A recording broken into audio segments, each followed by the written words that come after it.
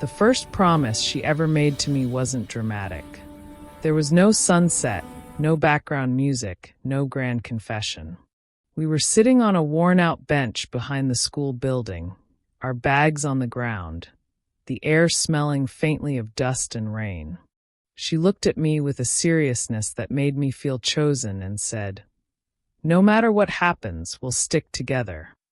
I believed her, not because I was naive, but because she sounded sure. Back then, our world was small. Classrooms, exams, borrowed notes, shared lunches, and whispered dreams about a future that felt far away but somehow guaranteed. She was the one constant in my routine, the face I searched for in crowded hallways, the voice that calmed me when life felt uncertain. When teachers talked about transfers, universities, or moving on, I never felt afraid. I thought we were immune to change. That was my first mistake, believing that promises are stronger than ambition. At first, the changes were subtle. She started talking differently. Her words grew cautious, as if every sentence needed approval from someone unseen. She laughed less at my jokes, checked her phone more often, and sometimes went quiet mid-conversation. When I asked what was wrong, she'd smile and say, "Nothing. You worry too much." I ignored the tight feeling in my chest. Love teaches you to explain away things that don't make sense. Then one afternoon, while we were walking home, she mentioned him. Just a name at first. A guy from another school. Someone smart, driven, focused. I nodded, pretending it didn't matter. I trusted her. Why wouldn't I? We had a promise. But soon, his name started appearing everywhere. In her stories, in her excitement, in the way her eyes lit up when she talked about opportunities. I noticed how she compared things without meaning to. His school, his plans, his direction.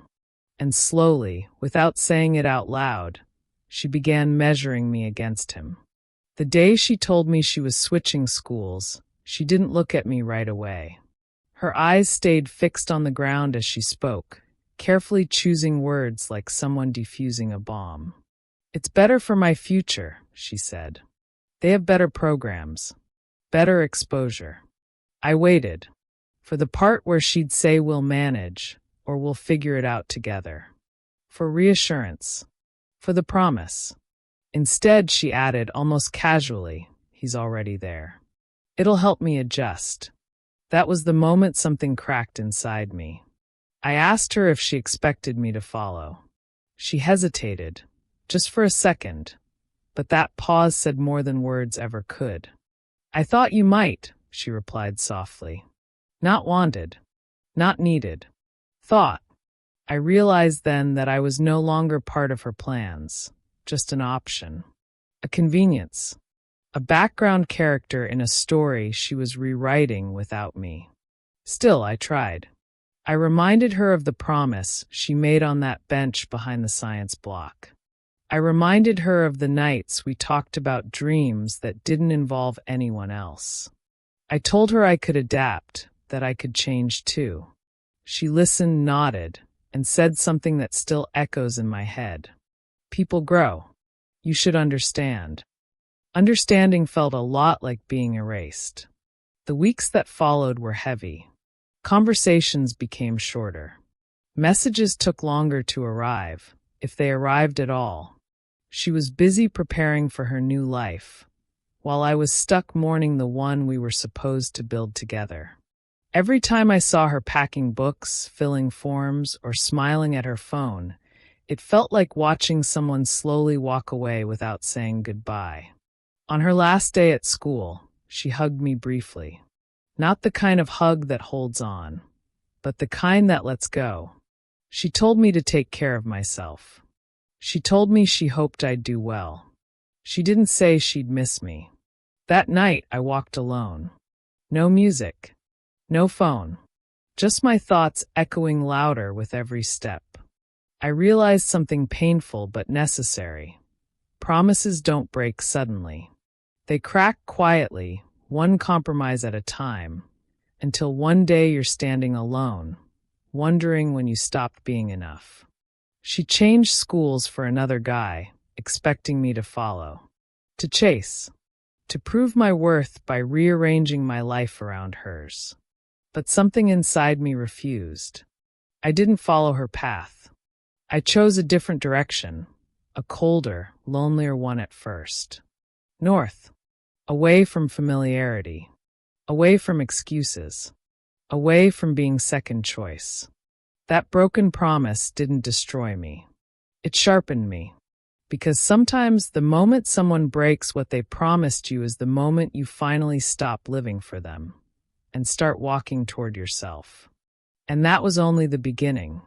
The transfer wasn't just a form filled with signatures and stamps. It was a line drawn through my life, clean, sharp, and final. The day her transfer was confirmed, she told me over text. Not face to face, not with hesitation, just a message that read, "It's official. I start next month." No emoji, no softness, just a fact delivered like weather news. I stared at the screen longer than I should have. Not because I didn't understand the words, but because I didn't recognize the person who sent them. Once, news like this would have come with excitement meant to be shared. She would have called me, her voice shaking, asking what I thought, asking if I was proud. Now, I was just being informed. The school she was transferring to was north of the city. Bigger campus, better reputation, students who talked about futures like they were already halfway there. I'd heard of it. Everyone had. It was the kind of place people went when they believed they were meant for more. And apparently, she believed that more didn't include me. At first, I tried to stay rational. I told myself transfers happen. People move. Life changes.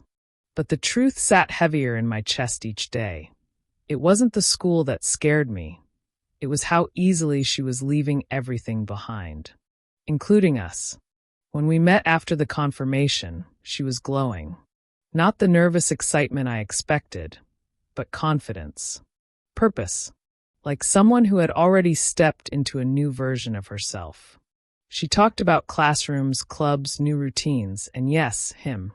Not directly, but enough to remind me he was already part of that world. I listened. I nodded. I smiled when I was supposed to. But inside, I was shrinking. She asked me what I planned to do. That question should have been simple. But it caught me off guard. Because for so long, my plans had included her. Now, standing across from me, she felt like someone visiting from a future I wasn't invited into. "I'll stay," I said. She didn't argue. Didn't ask me to reconsider. Didn't even look disappointed. That's when I knew. The decision had already been made long before the transfer papers were signed. The weeks before she left felt unreal. Like living in a place you know you're about to lose. Every familiar corner of school became heavy with meaning. The stairs where we used to sit. The library table where we planned impossible futures. The hallway where we first held hands like it was a secret the world couldn't know. She walked those halls differently now. Faster. Lighter. As if she was already halfway gone. People noticed. Whispers followed us. Some asked questions. Some just looked at me with pity disguised as curiosity. I hated that look. It made me feel small, like a chapter everyone knew was ending except me. The last week before her transfer, we barely spoke. When we did, it was surface-level talk, safe topics that didn't touch the truth. I think we were both afraid, but for different reasons. She was afraid of looking back. I was afraid of being left behind. On her final day, the bell rang louder than usual. Or maybe my senses were just sharper, aware that something was ending. She stood near the gate with a few friends, laughing, taking pictures, living in the moment I was trying to escape. When she saw me, she walked over. "This is it," she said. I nodded. She hugged me, quick and polite, like you hug someone you're grateful for but don't need anymore. Then she stepped back, smiled once more, and walked away without turning around. I watched her go. I didn't chase. I didn't call out. Not because I didn't care, but because I finally understood something painful and freeing. Following her wouldn't bring her back to me. It would only take me further away from myself. That night, I couldn't sleep. My mind replayed everything, the promises, the changes, the silence.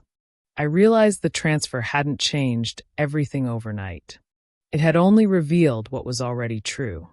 She was moving toward a life that didn't require me. And I had a choice. I could stay where I was, haunted by what I lost. Or I could move, maybe not to her school, maybe not to her future, but forward in my own direction. The transfer didn't just take her away. It forced me to confront who I was without her. And for the first time, instead of fear, I felt something unexpected rising inside me. Resolve. Because sometimes the moment everything changes is the moment you finally begin. There's a moment in every story where hope quietly dies. Not with noise or drama, but with clarity. Mine came on an ordinary evening, the kind that doesn't warn you it's about to change everything. I was scrolling through my phone when I saw it. A picture. She was standing at the entrance of her new school, sunlight catching her smile just right, confidence written all over her face. Next to her was him, close enough that there was no space left for doubt. The caption wasn't romantic. It didn't have to be. It simply said, "New beginnings." I stared at the screen until my eyes burned. That's when it hit me, not like a punch, but like cold water poured slowly over my head. She hadn't just moved schools. She'd moved on. And she hadn't struggled doing it. I thought about all the times I'd waited. All the conversations where I held back my fears so she wouldn't feel pressured. All the times I told myself love meant patience, understanding, sacrifice. And suddenly, the truth became impossible to ignore. I wasn't chosen. Not over distance. Not over convenience. Not over someone who was already there when it mattered. The realization hurt more than the betrayal itself. Because betrayal implies wrongdoing. This felt intentional. Calculated. She hadn't cheated on me emotionally by accident. She had slowly replaced me while convincing herself she was just growing. I went back through our messages. The change was obvious now. Short replies. Delayed responses. Conversations that ended without reason. I wasn't losing her suddenly. I had been fading out for months. And the worst part, I let it happen. I remembered the night I asked her, quietly, if there was someone else. She'd laughed, brushed it off, told me I was overthinking. I believed her. Not because she was convincing, but because I wanted to. Love doesn't blind you. It teaches you how to look away. I finally understood that choosing someone isn't about words. It's about actions. About who you prioritize when life gets complicated. About who you carry with you into uncertain futures. She didn't carry me. That night, I didn't cry the way I thought I would. No dramatic breakdown. No shattered objects. Just silence. A heavy, suffocating silence where memories played like a film I couldn't stop. I thought about the version of myself who believed effort guaranteed loyalty, who believed promises were unbreakable if you held on to them hard enough. That version of me felt young, unprepared. The next day, she messaged me. Just a simple hey. As if nothing had changed. As if she hadn't posted the proof of my replacement for the world to see. I didn't reply right away. For the first time, I didn't feel the urge to explain myself. To ask questions. To fight for clarity. Because clarity had already arrived, uninvited but undeniable. I wasn't part of her future. And strangely, accepting that hurt less than hoping otherwise. I realized something important in that quiet moment. Not being chosen doesn't mean you weren't worthy. It means someone else didn't have the courage to choose you fully. There's a difference. I stopped checking her profile. Stopped waiting for her name to light up my screen. Not because I was healed, but because I was done hurting myself on purpose. Somewhere between disappointment and acceptance, something shifted inside me. I stopped asking what I did wrong and started asking why I was willing to stay where I wasn't wanted. That question changed everything. Being unchosen stripped me of illusions, but it gave me honesty. And honesty, even when painful, is freedom.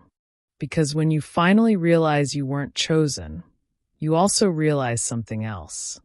You're no longer obligated to choose them back.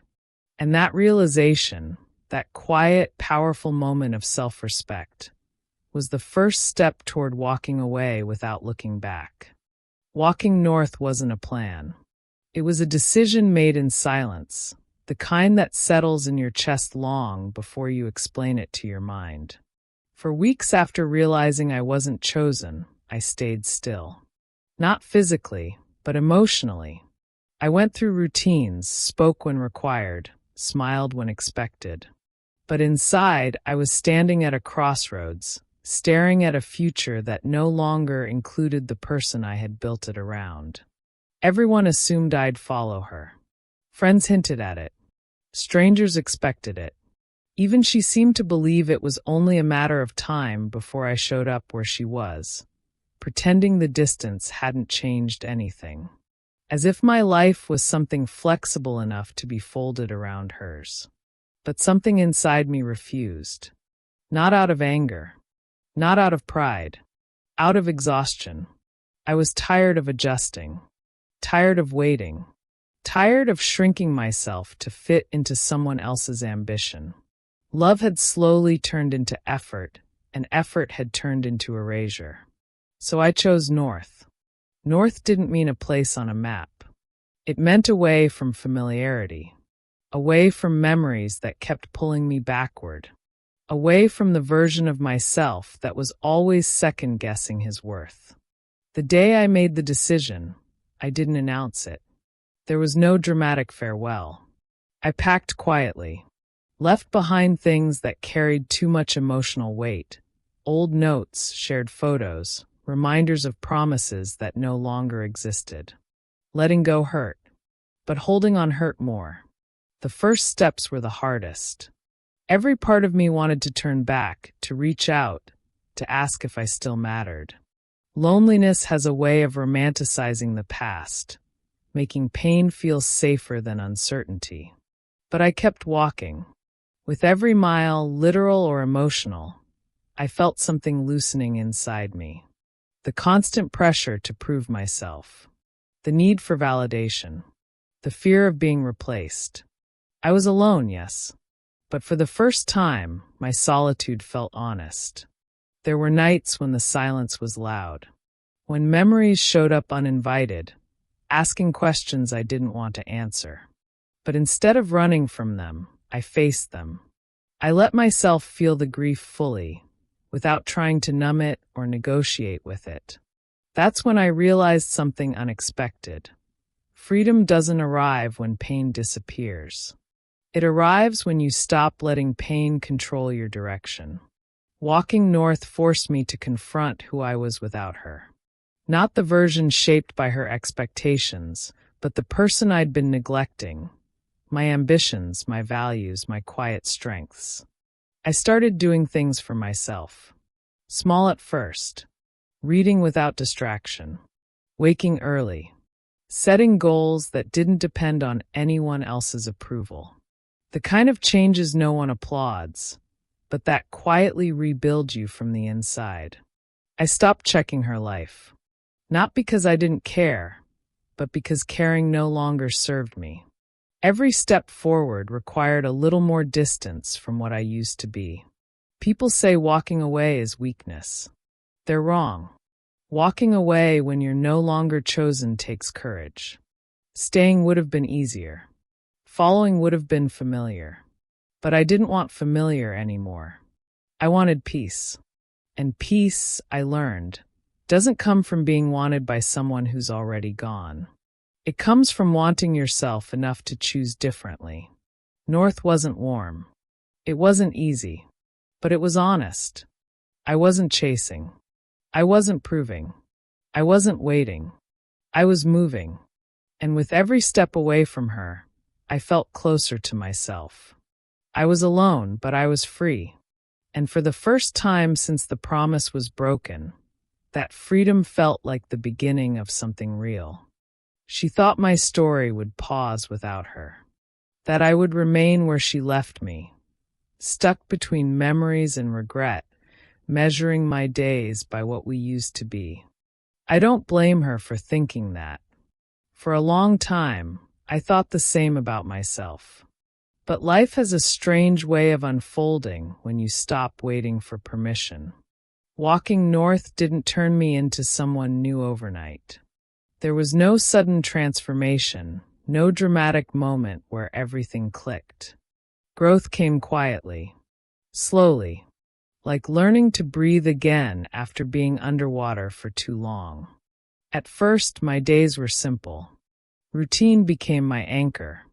Wake up early, move my body, focus on work, study harder than before, not to prove anything to anyone, but because discipline gave me structure when emotions tried to pull me apart. I stopped chasing distractions. I stopped explaining myself. I learned the power of silence, the kind that doesn't beg to be filled. In that silence, I discovered something important. When you remove the noise of someone else's expectations, you finally hear your own. I started setting goals that scared me. Goals I would have avoided before because they didn't align with the life I thought I was supposed to live. I took risks without asking for reassurance. I failed sometimes, more than once. But even failure felt different. It belonged to me. People around me noticed the change before I did. You're different, they said. Focused, some called it. Cold, others assumed. They didn't understand that I wasn't cold. I was no longer leaking my energy into places where it wasn't returned. I built habits she never saw me commit to. Late nights grinding while the world slept. Early mornings choosing effort over comfort. I learned skills that compounded over time, not instantly rewarding but undeniably powerful. Slowly, my life began to expand. Opportunities showed up, not because I chased them desperately, but because I was finally prepared when they arrived. Confidence replaced insecurity. Not loud confidence, but grounded certainty. The kind that doesn't need validation. I became someone who finished what he started. And somewhere along that journey, I stopped thinking about her daily. She crossed my mind occasionally, like a distant memory softened by time. Not with anger, not with longing, just awareness. She had played her role in my story, but she was no longer the narrator. The irony wasn't lost on me. The version of myself she left behind, the uncertain, accommodating, always available one, no longer existed. And the man I was becoming? He wasn't built for chasing someone else's path. I wondered sometimes what she would think if she saw me now. Not the surface-level changes, but the deeper ones. The discipline, the boundaries, the calm. The way I carried myself without needing approval. The way I no longer adjusted my worth based on someone else's choices. This life, this version of me, was never part of her expectations. She thought she knew me, but she only knew the version that loved her more than himself. One evening, months later, I ran into someone who knew her. Casual conversation. Polite smiles, and then, without warning, her name entered the space between us. She talks about you sometimes, they said. She didn't expect you to disappear like that. Disappear. I smiled. I hadn't disappeared. I had outgrown the place where she last saw me. Apparently, she had heard things. That I was doing well. That I had changed. that I wasn't where she thought I'd be. I didn't ask questions. I didn't feel the need to know more. Because the truth was simple. The life I was building didn't require her awareness to be real. That night, I thought about the difference between being noticed and being fulfilled. Once, I would have craved her reaction, her surprise, her regret, her realization. Now, those things felt irrelevant.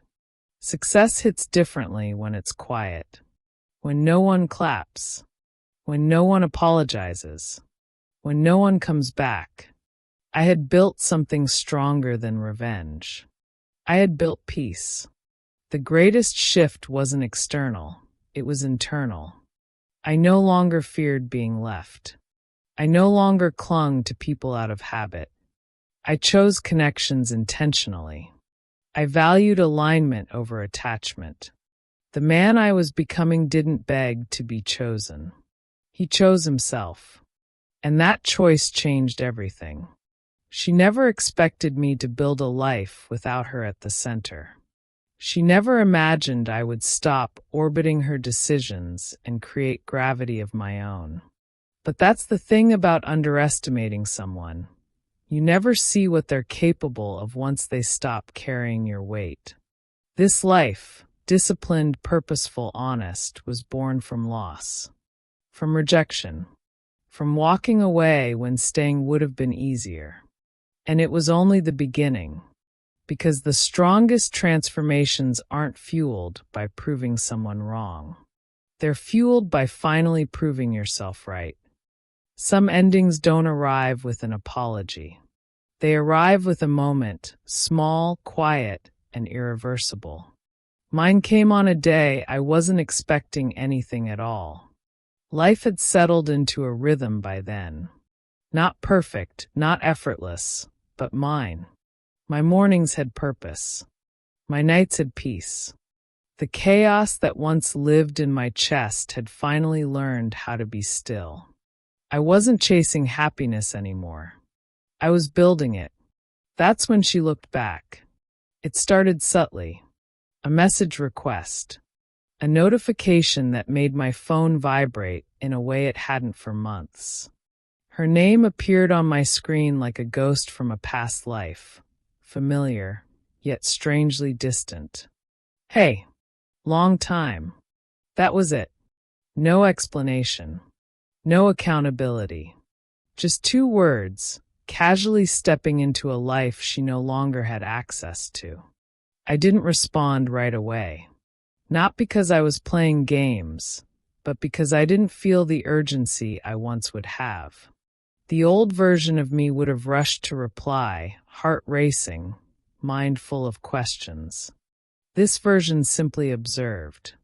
I asked myself something important. What would answering change? The truth was uncomfortable but freeing. Nothing. She sent another message later that night. Then another days later. Each one carefully neutral, as if testing the waters without risking rejection. She mentioned how she'd heard I was doing well. How surprised she was. How she hadn't expected me to move on so completely. I realized then, she wasn't reaching out because she missed me. She was reaching out because the version of me she left behind no longer existed, and that unsettled her. People don't look back when they're happy moving forward. They look back when something doesn't turn out the way they imagined. Eventually we met, not because I needed closure, but because I wanted to see who I had become in her presence. She looked the same, yet different. Confidence mixed with uncertainty. Familiar expressions, unfamiliar energy. She smiled when she saw me, but there was hesitation in her eyes, the kind that comes when you're unsure of your place. We talked about life, about changes, about growth. She spoke carefully, choosing words that wouldn't expose too much regret, but revealed it anyway. She mentioned how hard things had been, how she'd thought about me, how she hadn't expected me to disappear so fully. I listened, And in that moment, I felt something surprising. Nothing. No anger. No longing. No urge to explain my journey or justify my choices. I didn't need her to understand. I didn't need her to acknowledge the pain she caused, because I had already moved beyond the version of myself that needed validation from her. She finally asked the question I knew was coming. "Did you ever think about following me?" I met her eyes and answered honestly. "Once, but I chose myself instead." The silence that followed was heavy, not with tension, but with realization. She understood then that I wasn't the same person she'd left, and more importantly, that there was no place for her in the life I'd built. She looked back, hoping to find comfort, familiarity, maybe even regret in my eyes. She found peace. And peace, I learned, is the most unsettling thing you can show someone who expected you to break. When we parted, there was no dramatic goodbye. No promises to stay in touch. Just a simple nod. Mutual understanding. Two paths that had crossed once and would never align again. As I walked away, I didn't feel triumphant. I felt complete. I realized something profound in that moment. Healing isn't about getting an apology. It's about no longer needing one. She looked back because her journey left questions unanswered. I never did, because mine finally made sense. The promise she broke didn't define me. The transfer didn't end me. Not being chosen didn't diminish me. Walking alone didn't weaken me. It built me. I wasn't cold. I wasn't bitter. I was simply done carrying a past that no longer belonged to me. Life moved forward as it always does. New challenges. New goals. New people who met me as I was, not as a convenience, not as a backup, but as a choice. And this time I chose back. If there's one truth I carry with me now, it's this. Never follow someone who already decided to walk away. Never pause your life waiting for someone else's clarity. And never look back once you've built something worth protecting. She looked back. I never did. And that's how the story ends. Not with revenge, not with regret, but with a man walking forward, steady and unafraid, finally at peace with the direction he chose.